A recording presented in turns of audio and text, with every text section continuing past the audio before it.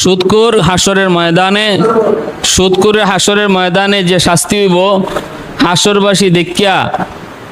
হাসরবাসী দেখিয়া খালি কইব যে শাস্তি তো শাস্তি হইতো, কিন্তু এত অপমানজনক শাস্তি সুদকুরে রইব।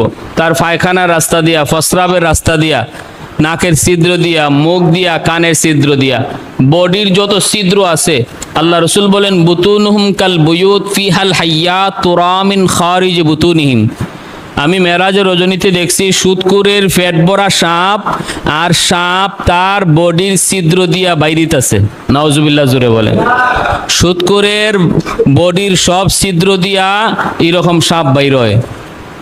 এজন্য টাকা পয়সা লাগাইবার আগে একটু খেয়াল কইরুন, আলিমুল আমারে জিগাইন যে হুজুর আমি টাকা একটু বাড়াইতাম চাইছিলাম, ব্যবসা একটু করতাম, কিন্তু ইবাই করলে এটা হালাল হয়নি না, আবার সুদ হয়ে যায়। এটা আলিমুল আমারে